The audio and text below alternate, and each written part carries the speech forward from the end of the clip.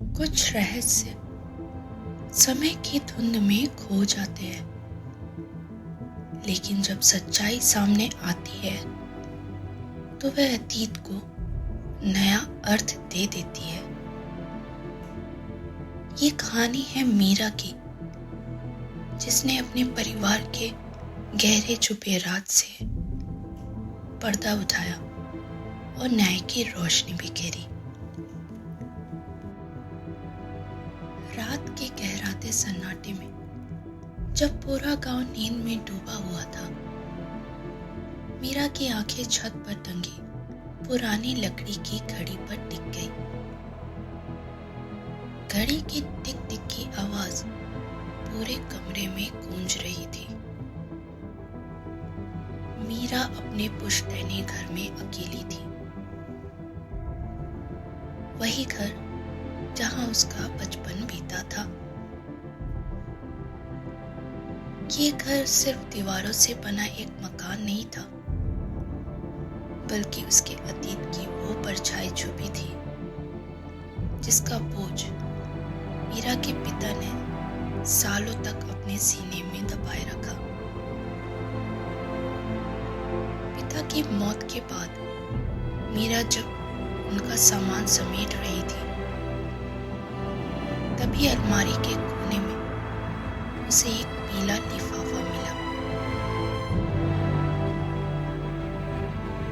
लेकिन लिफाफे में क्या था? क्या ये वही रहस्य था जिसके बारे में गांव में कभी कभार फुसफुसाहटें सुनाई देती थी? ये कहानी 1995 में शुरू होती है। जगन्नाथ शर्मा, मीरा के दादाजी, गांव के सम्मानित और प्रभावशाली व्यक्ति थे। उनके निर्णय अंतिम माने जाते थे, लेकिन उनकी मौत के बाद गांव में अजीब सी बातें होने लगी। लोग फुसफुसाते थे कि जगन्नाथ जी का अतीत एक गहरा राज समेटे हुए था। मीरा ने बचपन में कई बार अपनी दादी को किसी रमेश नाम के शख्स का जिक्र करते सुना था। दादी की आंखों में रमेश का नाम सुनते ही एक अजीब सा डर उभर आता था। रमेश कौन था? जगन्नाथ जी के अतीत में ऐसा क्या था जिसे छुपाया जा रहा था? दादाजी की मृत्यु के कुछ दिन बाद जब मीरा अपने कमरे में बैठकर पुरानी यादों को टटोल रही थी, तभी उसे एक पीला लिफाफा दिखा। लिफाफा पुराना, मुरझाया हुआ था, मानो सालों से किसी ने छुआ भी ना। मीरा ने कांपते हाथों से उसे खोला। एक पुरानी तस्वीर जिसमें दो आदमी खड़े थे,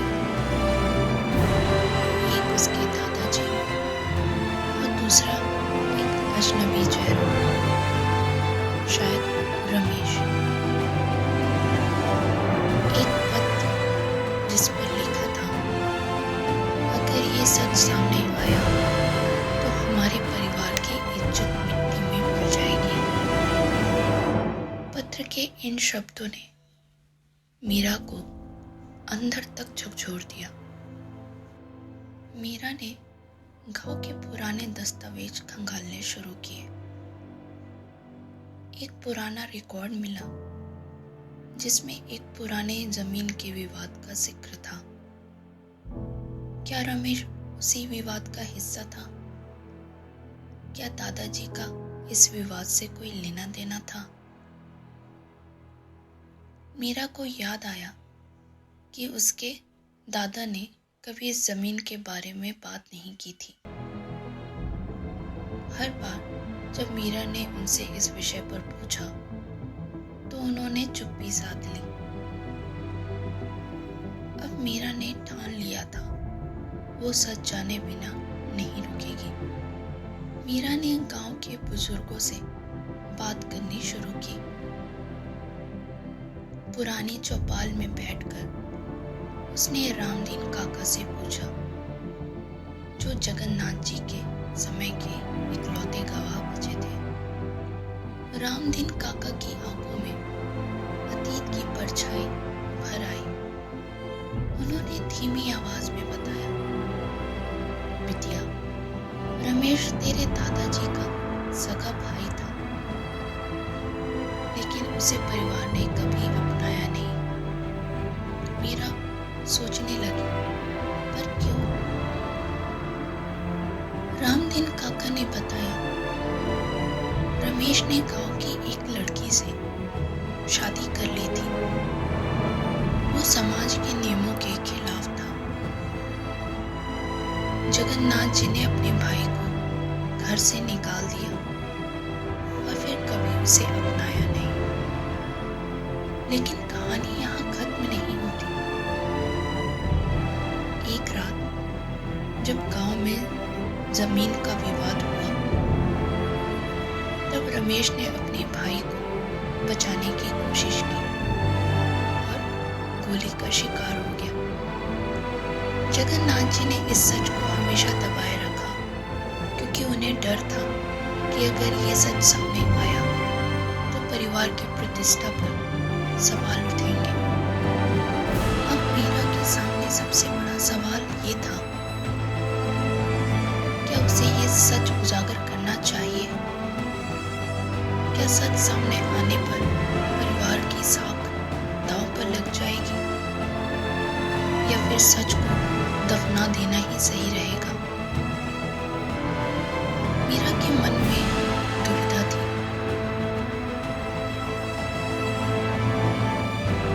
मीरा ने सच उजागर करने का फैसला किया। गांव की पंचायत में सबके सामने उसने रमेश की कहानी बयां की।